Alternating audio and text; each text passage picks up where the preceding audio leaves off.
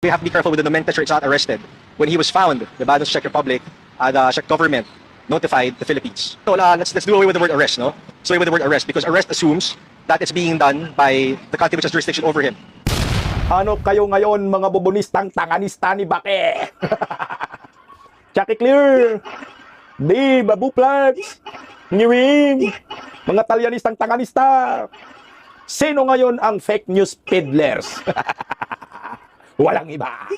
Ang certified na fake news peddler ay ang presidente ng Republika ng Pilipinas. Anak kayo ng kagwang. Paano po ninyo ito lusutan? Eh talagang fake news po itong singiwim. Ano ka naman? Ipakulong na natin to, di. Kalbong sinungaling. Mga fake news peddlers. Ito ay patungkol po sa balita ng vlogger na presidente na nagpapakalat ng fake news na umano'y si Saldico ay arestado. Pero ang resulta po ngayon, hindi po arestado si Saldico diyan sa Prague, Czech Republic. Ayon po mismo sa representative ni Bangag na pumunta po sa Prague at sinabi ng Department of Justice, hindi po arestado. Paano na yan? Alimal. Ayon kay Atty. Harold Respecio, anak ng kagwang, Revolution Kabsat. Nako! Ano na naman ito? Baka may makasuhan na naman ni Dave, NBI, Chucky Claire. Ang mga fake news peddler ng bansa ay nakaupo ngayon sa Palacio de Polvoron, ang mga ugag. Magandang gabi po sa ating lahat. Palike po muna, pa-share, pa-subscribe at pakipindot ang inyong mga notification bell para lagi po kayong updated sa ating mga video dito sa Bisdak Pilipinas. At syempre, Bisdak Historiador, huwag po ninyong kalimutan yan. Pangalawang YouTube channel po natin. Ito kayo ngayon, mga talyanista. Paano po ninyo ito, ang tawag dyan? Paano po ninyo i-debunk itong mga kalukuhan ho ninyo? Anak na kamuti. Ang mga fake news peddler ng ating bansa ay mga opisyal ng gobyerno sa pangunguna po ng Pangulong Bongbong Bungit Marcos. At sinugundahan ni PCO Dave Gumis at sinugundahan lalo ni Chucky Clark. Sabi na nga ho namin, no, na fake news kang IWM. Sinabi na nga ho yan ni Atty. Harry Roque na fake news yung mga pagpapakalat na balita ng Palacio de Polvoron na umano'y arestado. Itong si Saldico, tumawag mismo si Saldico kay Atty. Harry Roque. Hindi nga arestado. Pero ayaw pa rin maniwala ng mga animal. No? Ito mga kababayan ko, umpisahan po natin muna ang balitang ito. Kung paano nagkalat ng fake news ng NGWM. Hirap na hirap po sila paano i-debunk animal, no? Paano nila i-twist yung kwento sa pagpapakalat ng fake news. Tandaan po ninyo, hindi po ito nabubura sa social media. Nandyan pa rin nakapost sa mga post ni Bangag, no? Narito po yung kanyang post. Anak ng kamuti naman. Post po ni Bongbong Marcos, April 16, mukhang nag-trip tong animal dito, no? Sabi niya, nahuli na si Saldico, ang liwanag. Nahuli. So, pag sa English, arrested. He is now detained. Nakadetain pang animal. No? Ang dami to word. No? In Prague after crossing into the Czech Republic without proper documentation and is currently in the custody of Czech authorities. Sabi ng vlogger na Pangulong Fake News. We are in close coordination with the Czech government to ensure that all legal processes are followed and to arrange for his return to the Philippines at the soonest possible time. Yeah, words. We will keep the public informed as developments. Nakno ka na kasi nungalingan. Mga buplaks. Mga talyanistang nakangiwiyang paka. Sige nga, paano po ninyo ito i-interpret itong sinabi ni Bongbong Marcos? Hindi, ang linaw ho ng sinabi niya dito, arestado. Nasa kustodiya ng Czech Republic sa Prague. No? American flag. Paano na ho? Sige nga, tutukan nyo ng maigi. Entrada pa lang eh. Talagang pang-optics. No? Nahuli na si Saldico. Pero niribat nga ho yan ng taong bayan. Lalo na po si Atty. Harry Roque. Maglabas kayo ng dokumento. Maglabas kayo ng litrato. Maglabas kayo ng mga picture ba? Na-arestado itong si Saldico. Pinutakti sa social media. Nagtudong-tudo. Sabi Piki yan. May nagpost isang vlogger. Sabi ni Marlica, fake news ka Bangag. Sabi naman ni Atty. Harry Roque, fake news ka. BBM. Ngayon, biglang naglabas ng statement ng PCO, itong, siyempre, pangunguna ni Dave Gomes at ni Chucky Claire, na hindi daw fake news na arestado itong si Saldico. Ayan na. So ngayon, nung umulan ng batikos, ano po ang ginawa ni Bungit? Alias Boy Fake News.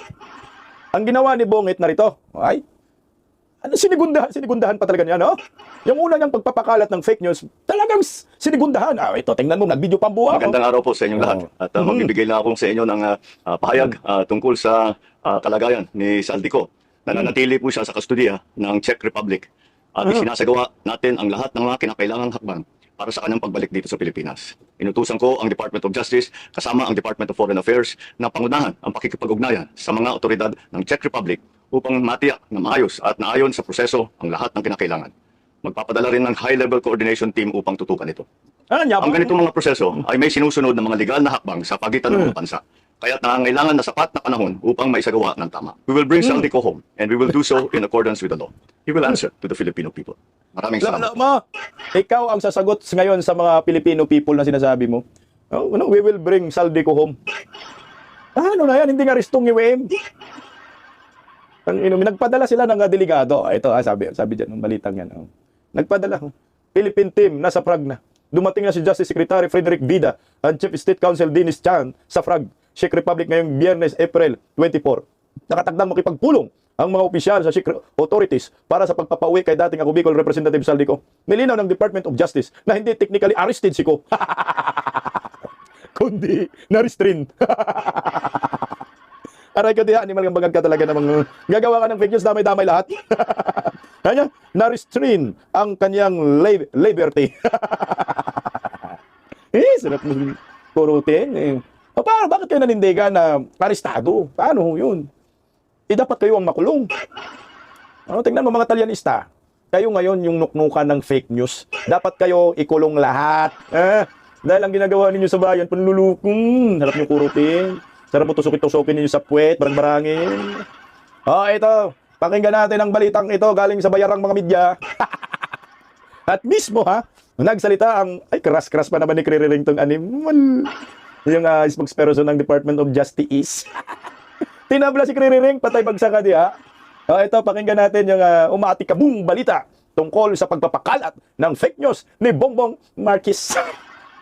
Ito. Nilinaw ng Department of Justice na hindi angkop ang salitang inaresto sa pagkakahuli kay Saldico sa Czech Republic. Paliwanag ni DOJ spokesperson Attorney Paula Martinez, kung babase raw sa teknikal na kahulugan ay hindi naman arestado si Saldico, pero hindi rin daw malaya si Ko dahil restrained o napigilan umano ang kanyang liberty o pagiging malaya. Katulad lang daw ito sa sitwasyon ng pagharang sa mga pasahero sa airport na walang kaukulang dokumento. Hindi inaresto pero inalasan din ng kalayaang makapasok. Official law enforcement action at intervention ang sinasabing nangyari kay Ko. Sabi naman ng Malacanang, maliwanag na hindi nanggaling kay Pangulong Bongbong Marcos ang salitang aresto. Ang sabi lang daw ng Pangulo, nasa kustodiya ng Czech Republic si Ko dahil sa kakulangan ng tamang dokumento. April 16 nang i-anunsyo ng Pangulo sa Facebook na nahuli na si Saldico at nakadetain sa Prague. Sa ngayon, nasa kustodiya pa raw ng Czech authorities ang dating kongresista. Una nang ginit ni Martinez na hindi pwedeng arestuin doon si Saldico dahil dito sa Pilipinas, gumugulong ang kanyang kaso. When Elizaldico was, we have to be careful with the nomenclature. It's not arrested. When he was found, the Czech Republic, the Czech government notified the Philippines. So let's do away with the word arrest, no? So away with the word arrest because arrest assumes that it's being done by the country which has jurisdiction over him, right? And the Czech Republic cannot lawfully arrest Saldico because, of course, wala naman siya outstanding warrant dun eh. The warrant exists here in the Philippines. I mean, rather, that the case is pending here in the Philippines. Let me just make that clear. Aray ko, Kririring. Hindi arestado. Hindi lang siya pinapapasok, no? Hindi siya malayang pumasok sa Czech Republic. So bakit sinasabi niyo arestado? Putangin na, no? Nagkabulbul ang mga script, no? Alam mo doon, no? Anak ng gamuti, no? Kaya ang tumabla kay Kririring, cross pa ni Kririring. Kunting nakakaya, no? Wala na, bad shot ka na Kririring sa crush mo. Ito maliwanag hindi arestado. Gaya ng inulat ng mga hinayupap ng mga opisyal ng gobyerno, lalo na po si Bongbong Marcos. Ang laki po ito ng impact nito sa kredibilidad ni Bongbong Marcos. So isa lang ang ibig sabihin, itong pangulo na ito, pwede pong kasuhan to ng betrayal of public trust. Kasi 2 beses niya kinumpirma na arestado, nag-video pa siya, no? So ngayon hindi nga arestado pala. Department of Justice na ang nagsabi, hindi po arrested si Saldico. Walang Saldicong arestado sa Prague, Czech Republic. So ngayon tinawanan kayo ni Saldico ngayon. Ito ngayon, paano po nila lusutan itong mga pagiging fake news peddlers nila? Tangina, hindi na po ninyo ito kayang lusutan. Kaya ang mangyayari sa inyo, magsiiyakan na kayong mga animal kayo. No? Wala nang maniniwala sa iyo, Claire Castro, Dib Gomes, Bongbong Marcos. Dahil kayo ang legit, kumpirmadong mga fake news peddlers. Anong sabi ni Kririring dyan? Ang sabi ni Kririring, basahin natin yung kanyang depensa. So ngayon, 3 gobyerno po ang ating himay-himayin. No, opisyal ng gobyerno. 3 opisyal ng gobyerno. Sino sa kanila ang nagsasabi ng totoo? Sino sa kanila ang mga sinungaling? Okay, ito tayo ngayon. Ay, iyak ng mga animal. Ay, sorry. Yan. Patalastas lang yan mamaya. Kung may oras mapag-usapan natin yan. Okay, ito. Gumalaw. Nasipa. Okay, sige nga. Noong April 16, 2026, sinabi po ni Bongbong Marcos, nahuli na si Saldico. He is now detained in Prague after cruising into the Czech Republic without proper documentation. And is currently in the custody of Czech authorities. April 16 po yan. Ngayon, sinunog siya mismo ng kanyang Department of Justice. Yung spokesperson na si Polo Martinez na crush ni Krerering, sabi niya to clarify, while he was not technically arrested, his liberty was retained. Hindi lang po siya malayang pumasok, pero hindi siya arestado. Technically not arrested, but there is a deprivation of liberty to a certain degree. Ngayon, anong sabi ni Krerering? Maliwanag ang sinabi ng Pangulo at ni Secretary of Justice Vida, walang anumang contradiction. Hindi nanggagaling sa Pangulo ang salitang aresto. So ano yung word na nahuli? Eka. Hindi yan aresto. Ang yabang pa nga niya, bring Saldi home. Bring Saldico home. Bring PRRD home na lang tayo, ngiwem. Kasi yan si Saldico, hindi talaga yan makauwi. Wala mang kaso doon, no? Hindi man pinapapasok lang. So anong mangyayari dyan? Eh kung may Portuguese passport po ito, malabo pong makauwi si Saldico. Wala tayong extradition treaty. So ngayon, maliwanag na si Bongbong Marcos, na Claire Castro, Dave Gomez ay nagpapakalat ng fake news. Sila yung mga fake news peddlers sa bansa. Ito pa, may ebidensya pa tayo, anak ng kamote. O paano ho ito? Ayan. Presidential Communication Office. Merong post, April 16, 2026. Anong sabi? Fugitive ex-Ako Bicol Representative Saldico arrested and Prague held in Czech custody. O paano yan, Krerering? Tapos sasabihin ho ninyo, naghuhugas kamay kayong mga animal kayo, mga nayupa kayo, na walang sinabi si BBM na arestado si Saldico. So ngayon kumambyo kayo. Kasi nga fake news, yung inyong balita sa buong mundo. Patay kayo ng CNN, National Broadcasting, yung NBC, binalita rin nila, sinabi nila, sabi ni Bubuim, na-aresto si Bongbong Marcos. O ngayon, kayo nagbalita niyan. Sisin nyo naman sa amin. Sasabihin na naman ninyo, mga didis, mga fake news. Hindi. Kayo ang nuknuka ng sinungaling at mga fake news peddlers. Kaya ngayon, ang inyong ligasiya ay fake news peddlers. O ito pa, nagpakalat pa ng fake news ang mga hinayupak. Ayan. Presidential communication yan, di ba? Yun yung pinakita ko, April 16, pinalaki lang natin. Yung pinaliit. Hindi na po yan mabubura. No? Yan ay sinasabi po ninyo na arestado si Saldico. Ngayon, nagugas kamay kayo. Ano ba ang parusa dito? Sa presidenteng nagpapakalat ng fake news.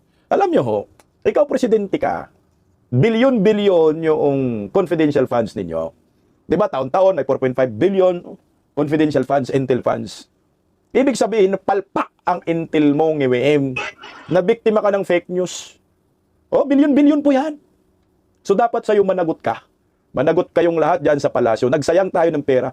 Bakit ba tayo nagbigay ng pera dito sa mga gobyernong palpak? Na puro mga maling impormasyon ang nasasagap, hindi verified information, tapos binabato ninyo sa mga Pilipino. So pinapakain po ninyo ng mga maling balita ang sambayanang Pilipino. Sino ngayon ang fake news peddlers? Hindi po mga didiis, kayo mismo na sa Palasyo de Polvoron ang mga fake news. Di ba sabi nyo, Dave, no? Nakakasuhan nyo yung mga nagpapakalat ng fake news. Paano na po ito na kayo po mismo ang nagpapakalat ng fake news? Kailangan na ba namin kayong kastiguhin isa-isa, paluin sa puwet? Pakinggan natin yung sinasabi ni Dave Gomez na lahat umano na nagpapakalat ng fake news ay paparusahan. Wala daw pinipili. Walang sinisino. Kakasuhan daw. Sige nga. Kasuhan nyo yung amo nyong nakanyawi ang Yes, no one will be spared. Basta mapatunayan namin fake news, we will file charges against them. No one will be spared. Tingnan mo, no one will be spared, no? Lahat daw, pag napatunayang fake news, kakasuhan daw talaga ng kalbong ito. So ito, kasuhan nyo ng mga sarili ninyo dahil kayo ang nagpapakalat ng fake news. Kasuhan nyo na si Claire Castro. Kasuhan na ninyo si Bangag. Tangina, naka-score na naman tayo dito. Sino nagsasabi ng totoo sa tatlong ito? Department of Justice. Mukhang mali pang lagay ng animal na GME yan. DOJ spokesperson daw, Claire Castro. Lolo pa. Tabla rin tong GME. Sinungaling. 24 oras, puro piki ang balita. Puro ka sinungalingan. Tama natin ha. Sa GME News yan nakuha ko. Hindi ko gawa yan ha. Si Claire Castro, PCO, spokesperson po yan. Si Polo Martinez, ang DOJ spokesperson. Putang ina talaga naman. Bongbong Marcos, kung yan nalagay si Bongbong presidente sa purok, okay lang. Tingnan mo, sa pagiging fake news peddlers din ng GMA, sasama na sila sa pagiging piki. So ano po ang kaparusahan dito sa tatlong departamentong ito? Kasi ito, PCO. Sino po yung totoo? DOJ o si Bangag? Puta, malaking pagkakamali ho nyo, Bongbong Marcos. Bakit kayo gumagawa ng fake news? Dapat kayo parusahan kayo ng todo at managot kayo sa taong bayan. Hindi ho po pwedeng palampasin natin ito. Dahil presidente po ang nagsasalita. Alam nyo ho, nakakahiya ito sa buong mundo. First time in the history na yung presidente ay fake news peddler. Hindi na po ninyo kaya itong protektahan. Wala na to, bagsak ng kredibilidad. Hindi na to paniniwalaan at pakinggan ng taong bayan. Kasi alam ng taong bayan, si Bongbong Marcos ay nagpapakalat ng fake news. Yan ang totoo, yan yung legit. Anong sinabi ni Claire Castro? Hindi sinabi hindi nanggagaling sa Pangulo, ang salitang aresto. Ano itong nahuli, Claire Castro, ang buba mo? So kung makambyo kayo ngayon dahil legit na fake news kayo. Ginawa tayong taka ni Claire Castro, no? Hindi mo ginamit yung aresto, pero ang ginamit niya nahuli. I-chat, GPT nga natin kung pareho lang. Utangin ng mga dipinsa na yan, mga walang kwenta.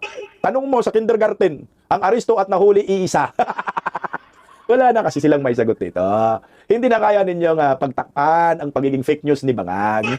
Ang dami niyang ginawang fake news, anak ng kagwang talaga naman. Doon sa KOJC, ang sabi daw, walang mga dalang baril, ang mga pulis na sumugod sa KOJC. Lo mo Bangag, ano?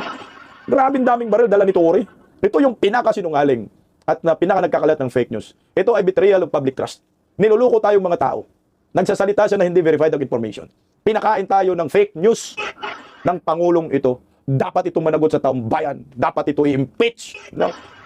Ito dapat yung impeach, hindi si Vice President Inday Sara Duterte. Alam nyo, kahit anong gawin ninyo kay Inday Sara, kahit anong gawin ninyo sa mga Duterte, lumalabas talaga kayo ang mga animal. At tingnan mo, hindi talaga nagtatagumpay itong mga hinayupak ng mga buwaya, no? Mga fake news peddlers, kagaya ni Claire Castro, Dib Gomes, Bongbong Marcos, sa paninira sa mga Duterte. Tingnan mo si Inday Sara, meron na naman bagong survey, oh. Kahit medyo bumaba si Inday Sara, na kaunti, dahil sa paninira o nila, may mga nadadala na mga tangalista. No? Ang sabi dyan sa balita ng Net25, Vice President Inday Sara Duterte, best leader para magiging presidente sa 2028. So isa lang ang ibig sabihin yan, hindi epektibo ang paninira ng mga buhaya dyan sa House of Representatives. Nga. Wala. Tingnan mo ngayon, nagbumirang. Sila ngayon ang fake news. Sila ngayon yung mga bugok. Sila ngayon yung mga hinayupak. At tingnan mo, pinaka-best presidential candidate daw. Ayan. Ayan po yung inilabas na survey. March 2026 talaga yan. Kasagsagan na ng mga paninira ng mga animal dyan sa House of Representatives. Sara Duterte, ilang percent? 33%. Oh, medyo bumaba daw ng ilang percent daw, mga 5%. Tangina. Sipin nyo, double time ng paninira, 5% ang binaba. Hinard na si Antonio Trillanes, sundalong kanin. Utang na 5% lang ang binaba. Hinard nyo na yung animal na kidnapper na si Madriaga, 5% lang ang binaba. Ay, nako naman, no? Siguro yung mga 5%, yun yung mga, siyempre, nadadala ng mga maling balita, mga fake news ni Claire Castro at ni Dib Gomez, mga fake news ni Bongbong Marcos. Lini Robredo, nagsasabing hindi tatakbo, 21% ang layo pa rin dahi. Si Yorme Isko, pumasok si Isko, 10%. 9% si Rafi Tolpo, Bam Aquino, 4%. Yorme, wag ka na tumakbong presidente. Tama na yan, Yorme. Mag-mayor ka, Yorme, lang sa Manila. Ito po yung surveying ito. Maliwanag pa ho sa sikat ng araw na yung mga paninira nila sa Inday Sara hindi umubra. Ang tinamaan ngayon ng karma, si Bangag. Busit ng mga hugad. Galit na naman sa Mr. Pilipinas. Wala eh. Ganun ang trabaho namin. Mga nagkikriticize kami sa inyo. Mga kritiko kami. Mga DDS ng Marcos admin. Kaya kung may sablay kayo, may palpak kayo, pag-uusapan namin hanggat sa dulo ng walang hanggan. Anong sinasabi ni Claire Castro? Wala daw sinasabing aresto si Bangag? Wala kang sinasabi, ang gamit niya nahuli. Ang pinanayudan nyo, arrested.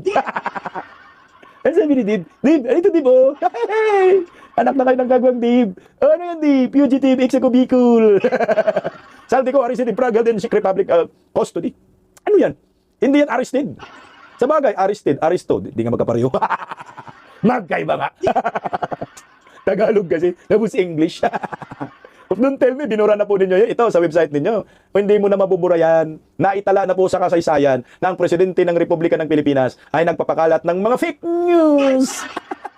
At maraming biktima. Hindi lang po tayo mga Pilipinong biktima dito. Pati mga foreign na media outlets na biktima sa fake news ni Bangag, fake news ni Claire Castro, at fake news ni Dib Gomez. Kayo po ay mga incompetent. Mga irresponsable kayo. Kayo ang tunay na nagpapakalat ng fake news. Dapat kayo pagtatanggalin na dyan sa inyong mga posisyon sa gobyerno. Sayang lang ang bayad ng mga taxpayer. Nagpapasahod tayo sa mga animal na ito, na mga fake news. Maglalabas ng maling balita, sayang naman tong animal na confidential funds, 4.5 billion at intel funds ni Bongbong.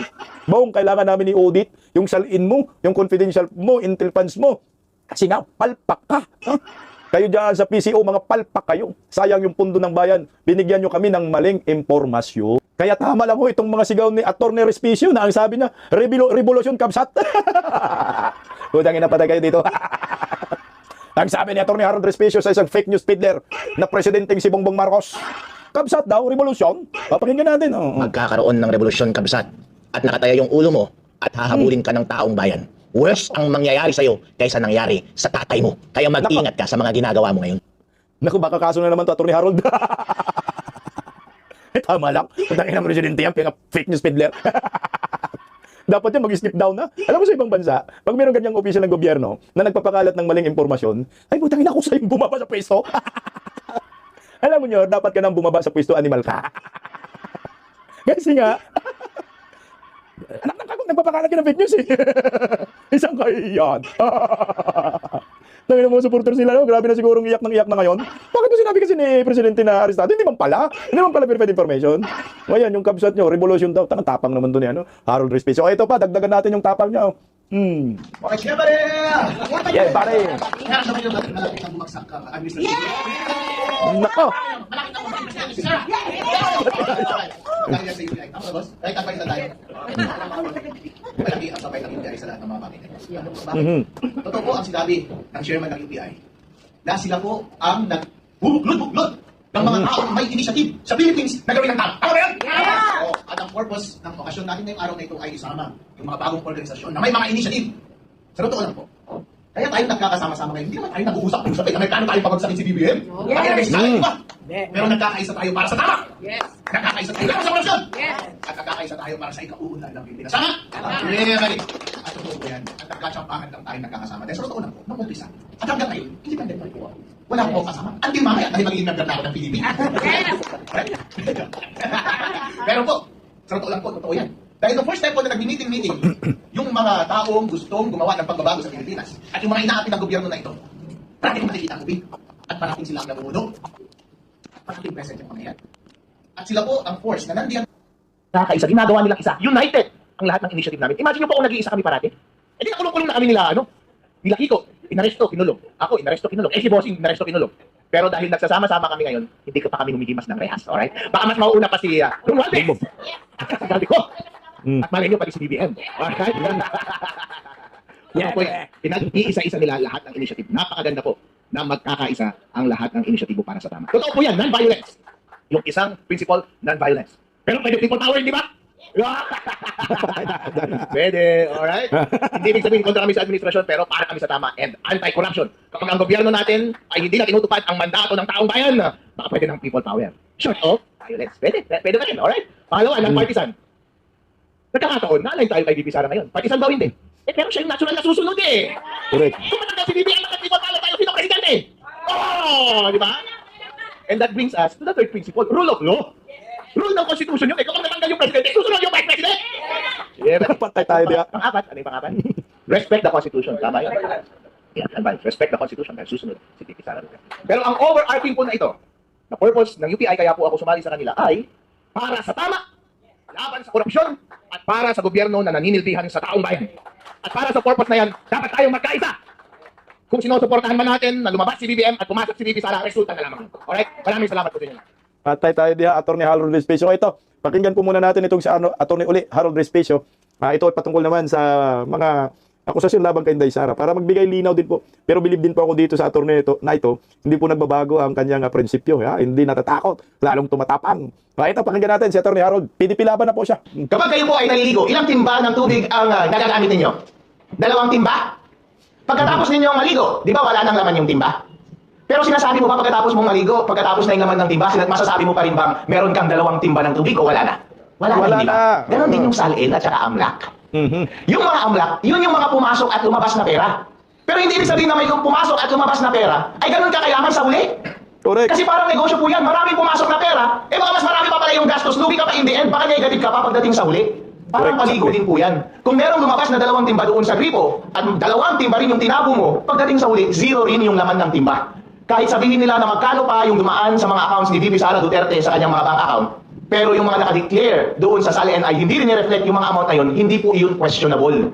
Reasonable po iyon. Dahil ang sinusukat ng mga transaksyon ay yung flow ng pera, pero hindi yung natirang pera. Ang sinusukat ng SALN ay yung snapshot, yung natirang pera.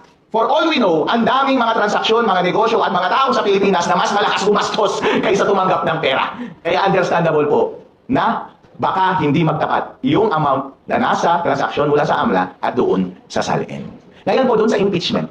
Sa impeachment po, kailangan mong patunayan yung mga offense na nakumit ng impeachable officer. Noong ipinakita nila yung mga AMLA transaction, yung mga SALN, ano yung mga offense na tinutukoy mo? Wala naman, gumagawa ka lang ng intriga. Masasabi mo bang graft and corruption? Hindi mo naman dinescribe yung nature ng mga transaction. Sinasabi mo na kulang yung naman ng SALN, wala ka naman dinescribe na hindi na-declare o saan kinuha yung pera or illegal yung pinanggalingan ng pera. Kung baga, nangiintriga ka lang, malisyoso ka lang. Kung titignan mo lahat ng mga information na yan, walang mali po. Hindi po sapat yung mga facts na yan para mag-establish ng elements of the crime nga eh. Kung titignan ninyo yung House rules, kailangan doon sa pagboto, ultimate facts, tapos reasonable grounds na makonvict or probable cause na makonvict. Ibig sabihin, kailangan mong ilista lahat ng element, lahat ng facts, at kasama doon sa facts na yun, yung elements ng offense. Pero kung wala kang linagay na facts na tumutukoy na nagtatay ng mga circumstances na to sa isang offense, wala kang kaso. Puro circumstances lang ang pinakita mo. Kaya ngayon, mula doon sa complaint hanggang doon sa hearing nila ngayon, wala silang tinukoy na specific offense na illegal, na may nangyaring bribery o corruption or consideration ng palitan ng pera na unlawful. Wala. Ang ginagawa nila ngayon ay fishing expedition. Naghahanap sila ng butas. Lahat na lang kukunin nila hanggat mahanap nila yung magko-consolidate ng lahat ng facts na yun. Sana napipray sila na lumabas yung illegal circumstance na magtatay together ng circumstances. Hindi po pwede yun. Kapag hindi mo iyon na-allege doon sa complaint, hindi mo pwedeng ilabas lamang dito sa accusatory and investigative phase. Dahil fishing expedition yun. Wala siya in the first place, hindi mo pwedeng hanapin ngayon. Trabaho po yan ng prosecution at ng complainant. Maraming salamat po. Ayan, si Attorney Harold Respecio na malapit na rin makasuhan. At si ano pala, basta pag lumalaban ka sa Marcos admin, kakasuhan ka. Nangyari na po kay Tatay Digong, kay Pastor Apollo Sikibuloy, pati po dito kay Mike Defensor na tumulong po sa 18 soldiers. Ayan, ginawa na po ng kaso ni Matibag. Natabla rin po ito, tumanggap din to ng mali-malitang pera. Dapat to si Matibag makulong din to eh. Pag naging presidente si Inday Sara, kapit lang ko tayo. Konting tiis na lang. Laban lang. Basta, ang maliwanag ngayon sa pinag-uusapan natin, si Bongbong Marcos, itong si Claire Castro, Dave Gumis, PCO, mga fake news peddlers ang mga to.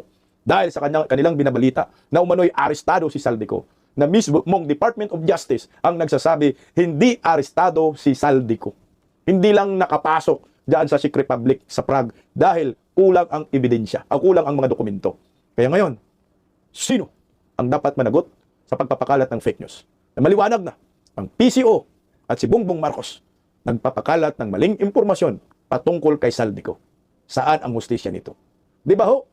Fake news nga ni!